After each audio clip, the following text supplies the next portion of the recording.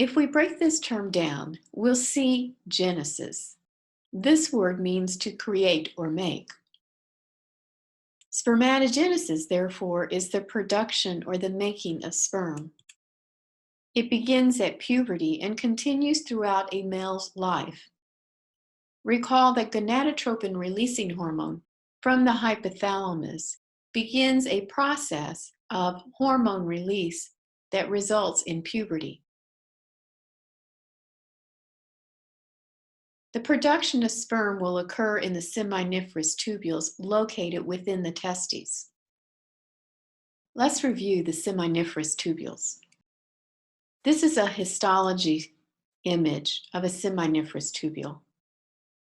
Within the walls of the seminiferous tubule are several different types of cells. The cells that will become the sperm are called collectively spermatogenic cells. These will include the spermatogonia or germ cells. We'll also look at some other cells later. The sustentacular or Sertoli cells are the large cells that help support and nourish the developing sperm. In between the seminiferous tubules, you will have interstitial cells. Recall that the interstitial cells have receptors for LH, and in response to LH, they will secrete testosterone. A fourth type of cell is a myoid cell. These are smooth muscle cells, and they are located around the seminiferous tubule. Their contraction will help move the sperm through the lumen of the seminiferous tubule. You will need to understand the relationship between the hormones from the hypothalamus, the anterior pituitary, and the gonads. Gonadotropin-releasing hormone from the hypothalamus, recall, goes to the anterior pituitary, causing the release of LH and FSH. The target for LH and FSH are the gonads, in this case, the testes. The relationship between these hormones and the glands that release them is called a hypothalamic pituitary gonadal axis. Gonadotropin-releasing hormone from the hypothalamus will cause the release of LH and FSH. The target for LH is the interstitial cells. In response, the interstitial cells will release testosterone. The target for FSH are the sustentacular cells.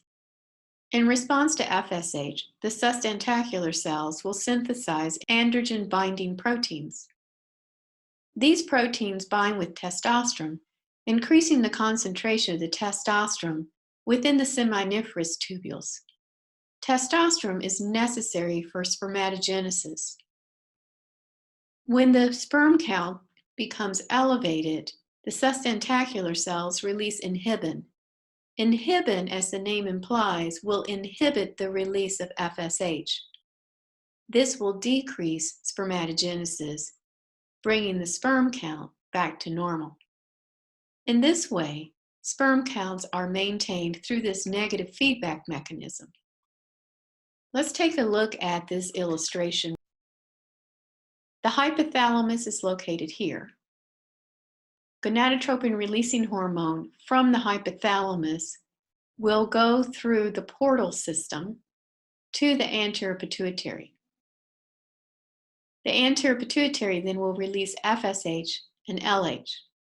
LH will go to the interstitial cells and cause them to release testosterone. There are multiple actions for testosterone, but one of them is to promote spermatogenesis. FSH will go to the Sertoli cells, which is represented by this yellow cell here, this large cell. In response, the sustentacular cell will synthesize androgen-binding proteins. Androgen-binding protein, as mentioned before, will bind with testosterone, increasing the concentration of testosterone around the cells that are undergoing spermatogenesis.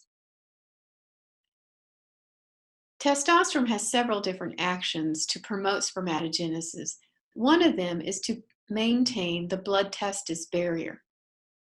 The other, or another one, is to promote the meiosis involved in spermatogenesis.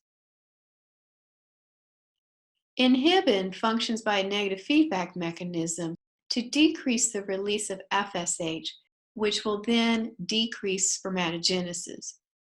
This is used to help maintain sperm counts within the normal level. On average, about 100 million sperm are produced per day. However, in a young male, that could be 400 million sperm per day. Testosterone is the main male sex hormone.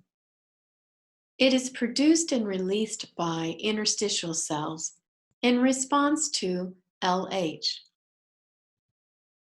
It has several functions. Testosterone is necessary for the development of the reproductive organs in the male. In addition, it is related to a male's libido or sex drive.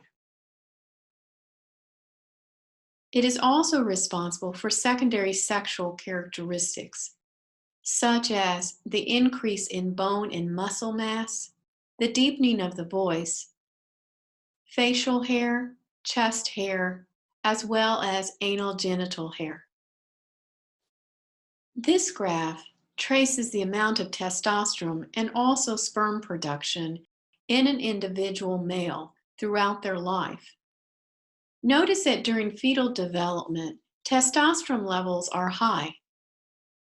This testosterone is responsible for the development of the external genitalia, as well as the gonads and associated ducts. Between 1 to 3 months after birth, during this neonatal period, testosterone levels are fairly high.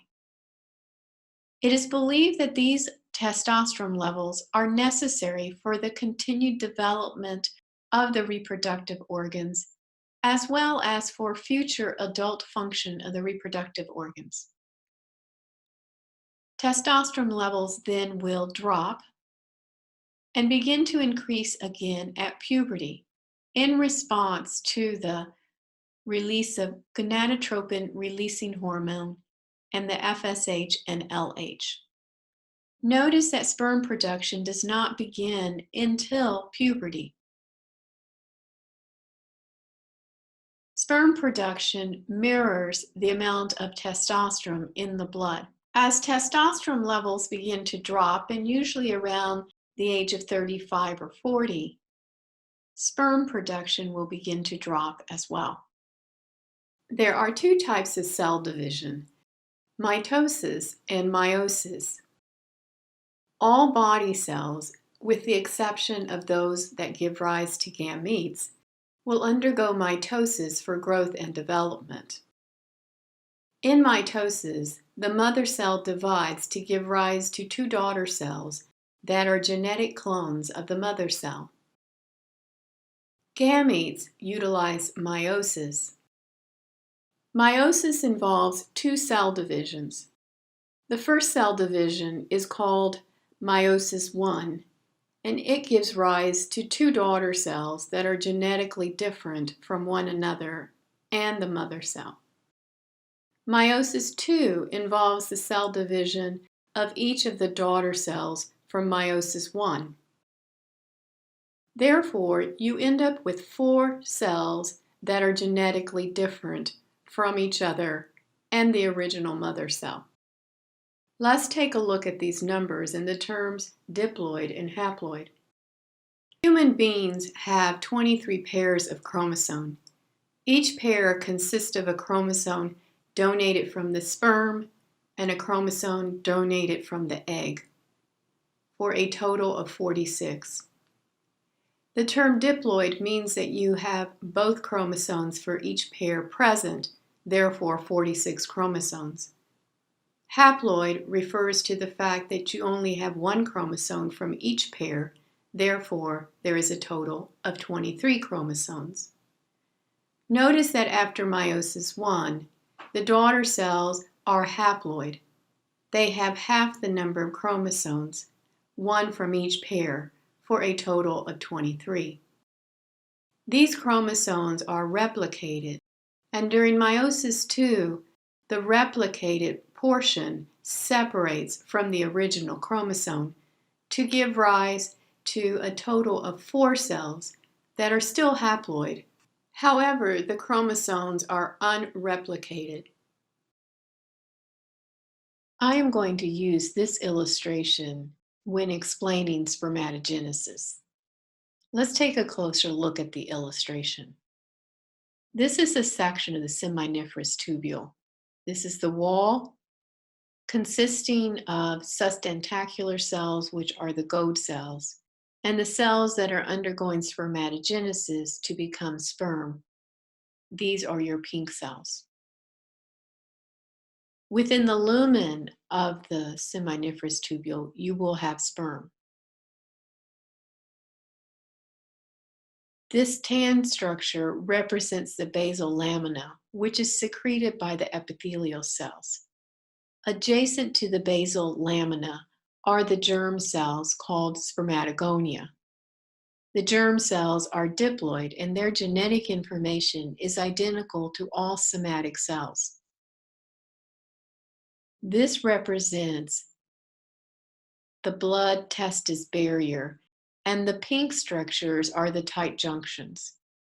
The cells on this side, the basal lamina side of the blood-testis barrier, are diploid and genetically identical to all somatic cells. The cells on the other side of the blood-testis barrier are going to be different genetically than your somatic cells, and they must be protected from your immune cells to prevent being destroyed. The spermatogonia will undergo mitosis to create 2 daughter cells. The type A daughter cell will remain behind. So these are the 2 daughter cells. The type A remains behind at the basal lamina to replace the original spermatogonium. The type B cell will continue the process of spermatogenesis. It will go through the blood-testis barrier, grow, and develop into what is known as a primary spermatocyte, still being diploid. This primary spermatocyte will then undergo meiosis I to produce 2 daughter cells that are called secondary spermatocytes. They will be haploid. Each secondary spermatocyte will undergo meiosis II to give rise to 2 daughter cells called spermatids. Therefore, each spermatogonium will give rise to 4 spermatids. Spermatids are non-motile, circular cells, round cells. Spermatids must undergo spermiogenesis to become sperm. Sperm are spermatozoa, or spermatozoum for singular. This entire process takes about 70 days. Let's look at spermiogenesis. This is the spermatid. The spermatid then will lose most of its cytoplasm, increase the number of mitochondria that it has, and develop a flagellum. The sperm will have 3 distinct regions: a head, a midpiece, and the tail, which is the flagellum. The head will contain the nucleus with the DNA, and it is the only part that penetrates the oocyte during fertilization.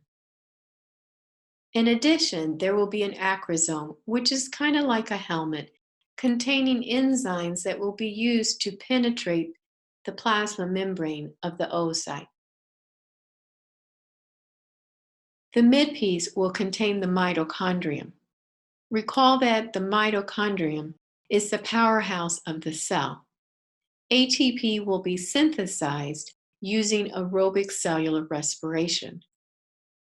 This ATP will be necessary for the movement of the flagellum, allowing the sperm to swim. The tail is the flagellum. This graph, published by Hebrew University, is an analysis of data on total sperm counts between the years of 1970 to 2010. As you can see from the graph, sperm counts have been decreasing steadily. Between 1970 and 2010, sperm counts declined by 59%. There are several factors that may contribute to this decline, one of which is the production of plastics and chemicals associated with those plastics.